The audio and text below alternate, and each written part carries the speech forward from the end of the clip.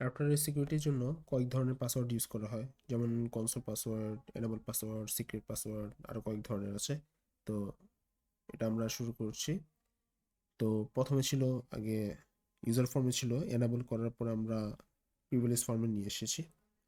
তো এখন কনসোল পাসওয়ার্ডের জন্য আমরা আগে কনফিগ টার্মিনালে যাই, এরপর লাইন কনসোল 0, এরপর যে পাসওয়ার্ডটা দিতে চাই, পাসওয়ার্ড 1 2 3 4, আর লগ ইন, আর এক্সিট।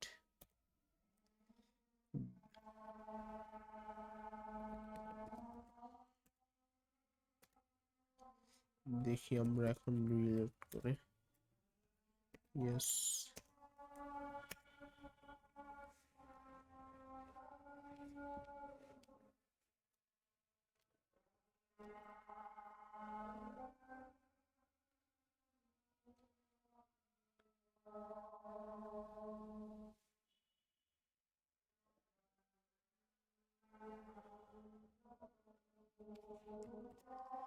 1 2 3 4 5।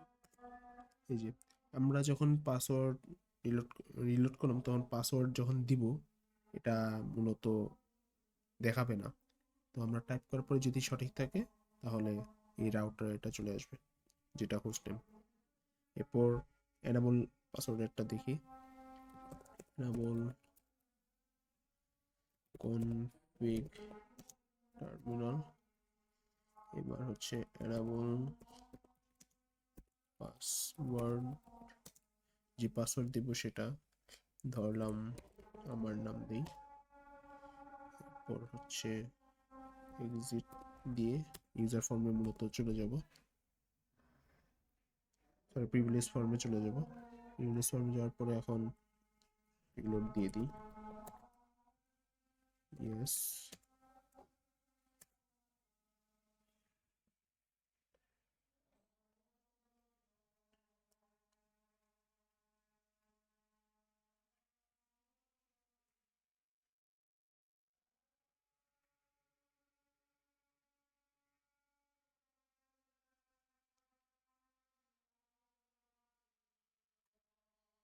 যেটা আমরা কনসোল পাসওয়ার্ড যে দিয়েছিলাম, 1 2 3 4 5 হয়ে গেল।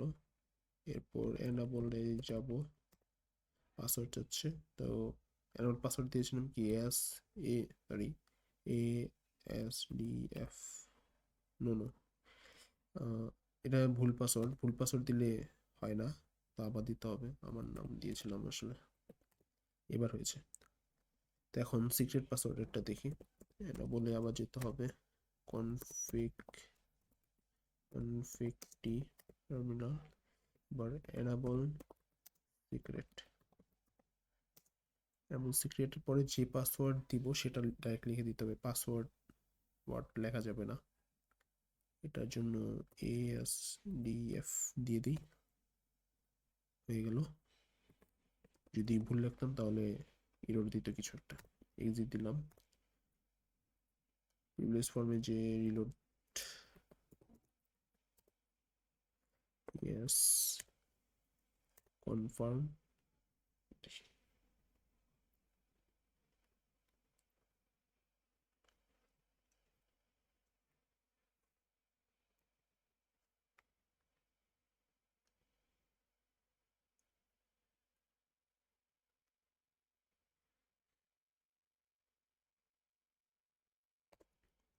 পাসওয়ার্ড 1 2 3 4 5 কনসোল পাসওয়ার্ডের এটা এনাবল করার সময়। এখন এখানে যে পাসওয়ার্ডটা দেখা যাচ্ছে, এখানে কি আমরা এনাবল পাসওয়ার্ডটা দিব নাকি সিক্রেট পাসওয়ার্ডেরটা দিব, যেটা হচ্ছে ইনক্রিপ্টেড পাসওয়ার্ড? এখানে মূলত ইনক্রিপ্টেড মানে সিক্রেট পাসওয়ার্ডটাই দিতে হবে, কারণ এটা ওভাররাইডিং করে ফেলেছে এনাবল পাসওয়ার্ডকে, যেটা দিয়েছিলাম ASDF, এটা।